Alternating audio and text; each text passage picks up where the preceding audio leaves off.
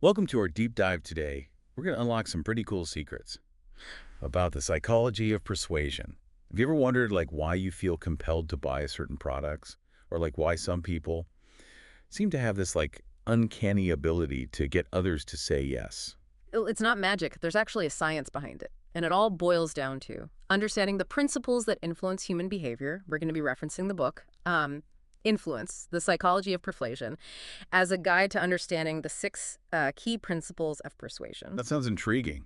I'm ready to dive in and see how these principles work. So where do we even begin? Let's start with the principle of reciprocity. Basically, it's this deeply ingrained human instinct to return favors. Think back to the last time someone held a door open for you. Didn't you feel this little pang of obligation to say thank you? Or even hold the door for the next person? Oh, absolutely. It almost feels rude not to, reciprocate. A kind gesture, even a small one. Exactly. That's reciprocity in action. It's powerful because it creates a sense of indebtedness. We feel obligated to repay favors, even if they weren't requested or the favor was relatively small. So how does this principle apply beyond simple social courtesies? Right. Does this play into bigger decisions? You bet. Businesses use this all the time. Think about those free samples you get at the grocery store. It's not just about being generous. Those tiny tastes, they're designed to trigger a sense of reciprocity. You try a piece of that delicious cheese and suddenly you're way more likely to buy it. Wow, I never thought of it that way. But it makes total sense. Those little nibbles can really sway your decision making. Absolutely. Even small gestures can create a sense of obligation. Charities use this too. Have you ever received those personalized address labels in the mail from a nonprofit? Oh yeah, all the time. Yeah, it's not just a thoughtful gift. It's a clever way to encourage a donation. You feel obligated to reciprocate their generosity. So it's like this subtle nudge towards opening your wallet. It seems like reciprocity can be used for good, but could it also be used in ways that are maybe less than ethical? Yeah, unfortunately, yes. Unethical salespeople or manipulators, they might use insincere favors to pressure you into a bigger commitment. They might offer a special discount or throw in an extra item just to make you feel obligated to buy something you didn't really need or want. It's like they're creating a situation where you feel like you owe them something. So how can we protect ourselves from being manipulated by this principle? I think the key is awareness. Recognize when someone is trying to use reciprocity to influence your decision. Ask yourself, is this a genuine favor, or is it a tactic to get me to do something I wouldn't normally do? Don't let yourself be pressured into making a decision based solely on a feeling of obligation. That's such a good point. Awareness is key. Okay, so we've covered reciprocity. What's the next principle we should be on the lookout for? Let's talk about commitment and consistency. Humans have this deep-seated desire to be seen as consistent and reliable. We want our actions to align with our words, and we don't like to appear, flaky or indecisive. I can definitely relate to that. I know I feel uncomfortable when I go back on my word or change my mind about something I've already committed to. Exactly. Once we've made a commitment, even a small one, we're way more likely to act consistently with that commitment, even if it turns out to be inconvenient or not in our best interest. Why do you think that is? Is it just about saving face, or is there something more going on, psychologically? I think there's a few factors at play. First, there's the desire to maintain a positive self-image. We want to see ourselves as people who keep our promises, Yeah. follow through on our commitments. It's like we want to prove to ourselves that we're trustworthy Yeah. and dependable. Exactly. And then there's this concept of cognitive dissonance, which is this uncomfortable feeling we get when our actions contradict our beliefs or values. So if we make a commitment that we later regret, we might convince ourselves that it's not so bad after all, to avoid that feeling of discomfort. Precisely. It's easier to justify our actions than to admit we made a mistake or changed our minds. That's a fascinating insight. So how does this principle of commitment and consistency, how does that play out in the real world? It's everywhere. Think about marketing and sales tactics. One common technique is the low ball offer. You agree to a deal, and then suddenly hidden costs or fees appear. Yes. Because you've already made the commitment, you're much more likely to go through with the purchase, even though the final price is higher than you initially anticipated. Ah, the classic bait and switch. I've definitely fallen for that one before. It's like they hook you with a tempting offer and then reel you in with those added costs. Exactly. They're relying on your desire to be consistent with your initial commitment, even if the terms have changed. Another example is the free trial. You sign up for a service for a free trial period, and even if you're not fully convinced, you're much more likely to become a paying customer once that trial period ends. Yeah, it's like you've already invested the time and energy into using the service, so it feels inconsistent to, like, suddenly stop using it, even if you're not totally happy with it. Exactly. They're banking on the fact that you'll feel a sense of commitment to continue using the service once you've integrated it into your routine. And this principle, it applies to personal goals and habits as well. Have you ever made a New Year's resolution that quickly fizzled out? Oh, absolutely. It's so easy to start a new habit with, like, great enthusiasm, but then life gets in the way and then you lose motivation. And that's where the principle of commitment and consistency can be super helpful. By understanding how this principle works, you can use it to your advantage when it comes to achieving your goals. So how can we harness this principle for, like, positive change instead of falling victim to it? One effective strategy is to make your commitments public. Tell your friends, your family, or your colleagues about your goals. By making your intentions known, you create a sense of accountability. It's like you're putting your reputation on the line, which makes it harder to, like, back out. Exactly. And another powerful technique is to write down your goals. By putting pen to paper, you make your commitment more concrete and tangible. It's a visual reminder of what you set out to achieve. That's a great tip. I'm going to start writing down my goals, like, from now on. It seems like a simple but effective way to increase my, like, commitment to actually achieving them. Yeah. Okay, so we've covered reciprocity and commitment and consistency. What's next on our, like, persuasion principle adventure? Let's delve into the fascinating world of social proof. This principle is all about our tendency to look to others for guidance, especially in uncertain situations. We assume that if lots of other people are doing something, it must be the right thing to do. Oh, this one I definitely relate to. Have you ever, like, chosen a restaurant just because it had a long line out the door? I know I have. Of course, it's like a built-in shortcut for decision making. Instead of researching every single restaurant in town, we let the crowd do the vetting for us. We see a packed house, and we assume the food must be good. It's almost like a popularity contest for businesses. Like, the more crowded a place is, the more appealing it seems. Exactly. And businesses leverage this principle all the time. Think about those bestseller labels on books or products. They're not just stating a fact, they're using social proof to influence your decision. It's like saying, look how many people love this, you should too. Exactly. And think about all those online reviews. We put so much stock in the opinions of complete strangers, especially when there are a lot of positive reviews. Like we're outsourcing our decision-making to the masses. Yeah. If enough people say it's good, it must be good, right? Right. And it's not always a bad thing. Social proof can be a helpful guide, especially when we're unsure about something. But it's important to be discerning. So how can we tell if this social proof is genuine or if it's just clever marketing? That's a great question. How do we separate authentic social proof from, like, manufactured hype? Look for real, detailed reviews, not just generic five-star ratings. Do the reviews sound authentic? Or do they all sound suspiciously similar and overly positive? Also, consider the source of the social proof. Is the celebrity endorsing a product actually an expert in that area? Right, like a famous athlete endorsing a brand of headphones. It might make them look cool, but does that actually mean that they have, like, superior sound quality?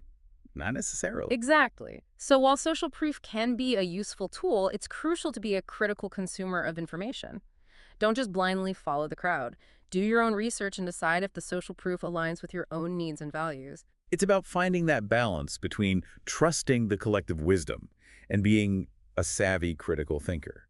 Okay, so we've tackled reciprocity, commitment, and consistency, and social proof. What's the next principle on our persuasive journey? Next up is the principle of authority. This principle highlights our inherent tendency to trust and obey figures of authority. It's ingrained in us from a young age. Oh, absolutely. It starts with their parents and teachers, and then it extends to, like, doctors, police officers, and other authority figures. It's like that old saying, because I said so. Exactly. We're conditioned to trust those in positions of authority, often without questioning. It's a deeply ingrained social norm. Think about the power of a uniform. We automatically assign a certain level of expertise and trustworthiness to someone wearing a uniform, even if we don't know anything else about them. It's fascinating how a simple uniform or a title can, like, instantly change our perception of someone, even if they haven't actually demonstrated their, like, expertise in that specific situation. Exactly. And businesses often use this to their advantage. Think about those ads that say, like, 9 out of 10 dentists recommend. They're leveraging the perceived authority of dentists to influence your buying decisions. It's like they're borrowing the credibility of those experts to make their products seem more trustworthy. Precisely. They're relying on our natural inclination to defer to authority figures. But it's important to be aware of this tendency so we don't blindly follow authority figures without engaging our critical thinking skills. So how do we discern genuine authority from someone simply playing the part? Are there any, like, red flags we should be on the lookout for? Look for real credentials, experience, and a track record of success. Don't be fooled by appearances alone. A fancy title or a persuasive demeanor doesn't automatically equal expertise. It's about doing our, like, due diligence and not just taking someone's word for it because they sound confident or wear a prestigious-looking lab coat. Exactly. Authority can be a powerful force for good when it's based on genuine knowledge and experience, but it can also be misused to manipulate and deceive. So be aware, be discerning, and always question the source of authority. Great advice. It's a good reminder that we should always think critically, even when faced with a seemingly authoritative figure. So we've covered reciprocity, commitment and consistency, social proof, and authority. Are there any other persuasive forces, like lurking in the shadows? Let's talk about the principle of liking. This one might be the most straightforward of them all. We are simply more likely to say yes to people we like. Okay, that makes perfect sense. We naturally gravitate toward people we enjoy being around. But how does this principle apply to persuasion? Is it just about being charming? It's more than just like surface level charm. We're drawn to people who are similar to us, who compliment us genuinely, or who just make us feel good. Think about a salesperson who remembers your name, asks about your day, and finds common interests. They're not just being friendly, they're strategically building rapport to increase their likability, and therefore their influence. It's like that saying, people buy from people they like. It's not just about the product or service. It's about the human connection. Precisely. Businesses use this principle all the time. They create relatable brand personas, use storytelling in their marketing, partner with likable influencers to create a sense of connection with their audience. It seems like this principle is especially important in today's world of, like, social media and online interactions, right? Building trust and connection is crucial when you're not face-to-face. Absolutely. Authenticity is key. People can spot a fake a mile away. Building genuine connections, both online and offline, is crucial for business success and personal influence. So it's not just about being charming, it's about being genuine Yeah, and creating, like, authentic relationships. exactly. People are drawn to warmth, sincerity, and a genuine interest in others. These are the qualities that foster liking and ultimately lead to greater influence. This has been so insightful. We've already covered so much ground. Let's continue exploring the, like, intriguing world of persuasion in part 2 of our deep dive. Welcome back to our deep dive into the psychology of persuasion, Kind of crazy to think about all the subtle forces that shape our decisions every day. It really is. And we've only just, like, scratched the surface. Right. We've covered 4 principles so far: reciprocity, commitment and consistency, social proof, and authority. What other, persuasive secrets are waiting to be revealed?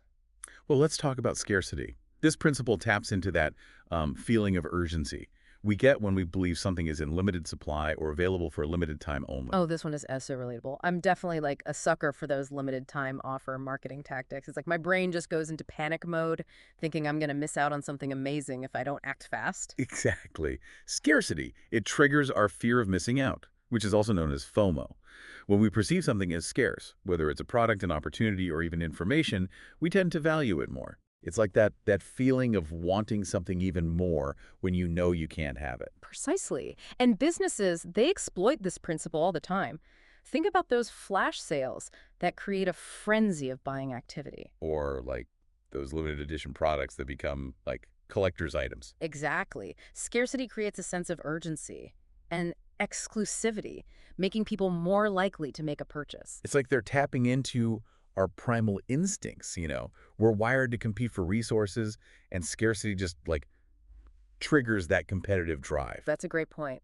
And this principle, it doesn't always have to be about quantity. It can also be about time. Like those early bird discounts that incentivize people to sign up or like buy early. Exactly. By setting deadlines, marketers, they create a sense of urgency, making people feel like they need to act now or miss out. So how can we be more aware of this principle and avoid making like impulsive decisions based on scarcity? I think the key is to recognize when scarcity tactics are being used and to evaluate the situation rationally. Ask yourself, do I really need this, or am I just like reacting to the pressure of scarcity? That's a great reminder to like slow down and think things through. Don't let those marketing tricks get the best of you. Exactly. And be wary of situations where scarcity seems artificial or manufactured. Like those online stores that are constantly having like limited time sales. Exactly. Genuine scarcity is one thing, but when it's used as a manipulative tactic, it's important to see through the smoke and mirrors. So it's about being a discerning consumer and not letting those like FOMO buttons get pushed too easily. Hmm. Now that we've explored scarcity, what's the final principle that kind of rounds out our exploration of persuasion? The sixth and final principle is unity. It's this powerful force that taps into our deep-seated need for belonging and connection. Okay, I can definitely see how that relates to persuasion. We're more likely to be influenced by people we feel connected to, right? Exactly. When we feel a sense of shared identity or belonging to a group, we're much more likely to adopt the group's norms, beliefs, and behaviors. Like that, like feeling of camaraderie you get when you're part of a team or like a community. Precisely. We trust and value the opinions of people we identify with, and we're more likely to go along with the group consensus, even if we might have some, individual reservations. So how does this principle play out like in the realm of persuasion? Well, businesses and marketers, they use unity to create a sense of community around their brands. They use language that emphasizes shared values, create exclusive groups or clubs for their loyal customers, and use social media to foster a sense of belonging among their followers. It's like those brands that have like a cult following. Their customers, they feel like they're part of something special, a tribe of like-minded individuals who share like a passion for the brand. Exactly. That sense of belonging, it can be incredibly persuasive. It makes people more receptive to the brand's message and more likely to, advocate for the brand to others. It's almost like they're creating a movement or a cause that people want to be a part of. That's a great analogy. And this principle, it applies to social movements and political campaigns as well. Right. It's about like rallying people around a shared purpose or a common enemy. Exactly. When people feel united by a common goal or a shared threat, they're much more likely to take action and support the cause. So it's about finding those like common threads that connect us, those shared experiences that make us feel like we're part of something like bigger than ourselves. Precisely. Unity is this powerful force that can be used to inspire positive change, create social movements, and bring people together for a common purpose. This has been like such an enlightening conversation. We've covered all six principles of persuasion, reciprocity, commitment and consistency, social proof, authority, liking, and unity. I feel like I have a whole new understanding of like the psychology behind influence. And with this knowledge comes responsibility. Now that you're aware of these principles, you can be more mindful of when they're being used on you. And you can also use them ethically to achieve your own goals and make a positive impact. So it's not just about like understanding how persuasion works, but about using this knowledge wisely and ethically. Exactly. These principles, they can be incredibly powerful, but it's up to us to use them for good. That's a great point. We need to be aware of the potential for manipulation and strive to use these principles to like build trust, foster collaboration, and create positive outcomes. I couldn't agree more. The goal is to empower people, not to exploit them. Okay, so we've explored the six principles of persuasion in depth, but how can we apply this knowledge to our like everyday lives? How can we use these principles to improve our communication skills, build stronger relationships, and achieve our goals? That's a great question, and it's one we'll delve into in the next part of our deep dive. Stay tuned. Welcome back to our deep dive into the psychology of persuasion. We've really uncovered a lot about the principles that drive human behavior. It's fascinating. It really has been quite a journey, exploring all those intricate workings of influence. Absolutely. And now that we kind of have this knowledge, it's important to, I think, consider both sides of the coin. How can we use these principles for good? And also, how can we protect ourselves from those who might use them for less than ethical purposes? Yeah, that's a really crucial question. As we've seen, these principles, they can be really powerful tools for persuasion, but they can also be used to manipulate and exploit. It's like any tool, right? A hammer can be used to build a house, or it can be used to cause harm. Exactly. The key is like intention and awareness. So how can we use this knowledge to become more persuasive in an ethical and responsible way? Well, let's start with reciprocity. Remember, it's all about giving first. So offer value, assistance, or even just a sincere compliment before asking for something in return. So it's about creating that sense of goodwill and obligation, but in a genuine and authentic way. Exactly. Don't use reciprocity as a manipulative tactic, but rather as a way to kind of build trust and strengthen relationships. Makes sense. What about commitment and consistency? How can we use this principle to achieve our goals and encourage positive change in others? I think you can start by encouraging small, incremental commitments. People are much more likely to agree to a larger request if they've already committed to something smaller. It's like that foot in the door technique, right? Yeah. Once you get someone to say yes to a small request, they're more likely to say yes to a bigger one. Exactly. And remember the power of public commitments. When people announce their intentions publicly, they're more likely to follow through. So it's about creating a sense of accountability. Precisely. Now let's talk about social proof. This principle is all about, leveraging the power of the crowd. Right. We tend to follow the lead of others, especially when we're unsure of what to do. So if you want to be more persuasive, showcase testimonials, reviews, and case studies that highlight the positive experiences of others. It's about demonstrating that your product, your service, your idea has already been validated by others. Exactly. And don't be afraid to highlight your, popularity or success. If you have a large following or a proven track record, let people know. It's like that bestseller label. It instantly makes something seem more desirable. Precisely. Now let's move on to authority.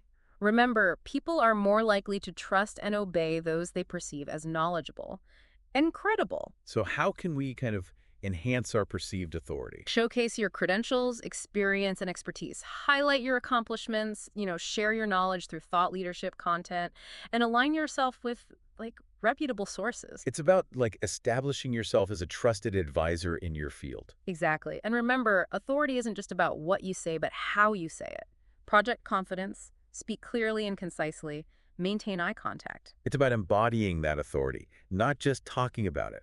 Now, let's talk about liking. Remember, people are more likely to be persuaded by those they find relatable and enjoyable to be around. So it's about building rapport and fostering genuine connections. Exactly. Find common ground, listen attentively, show genuine interest in others. It's about being authentic and creating a kind of positive emotional connection. Precisely.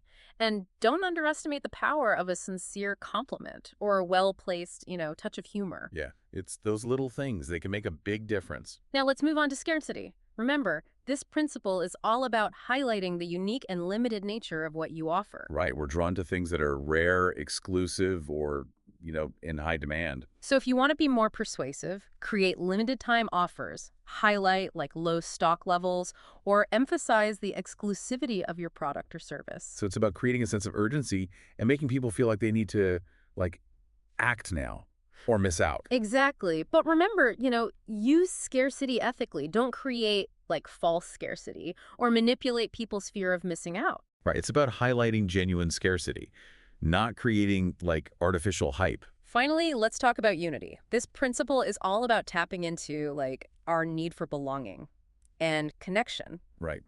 We're more likely to be persuaded by those we feel a sense of shared identity with. So if you want to be more persuasive, foster a sense of community around your brand or cause.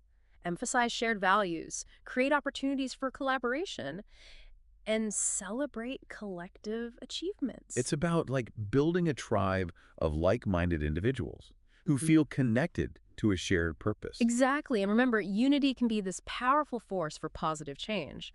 When people feel united, they're more likely to support each other, work toward common goals, and make a difference in the world. This has been such an incredible journey, exploring the psychology of persuasion. We've learned so much about the principles that drive human behavior and how we can use this knowledge to become more effective communicators, build stronger relationships, and ultimately achieve our goals. And we've also learned the importance of using this knowledge, ethically and responsibly. Absolutely. Persuasion is a powerful tool, and it's up to us to use it for good. Well said. Thank you for joining us on this deep dive into the fascinating world of persuasion. Yes, we hope you've gained some valuable insights that you can apply to your own life. And until next time, stay curious, stay informed, and stay true to yourself.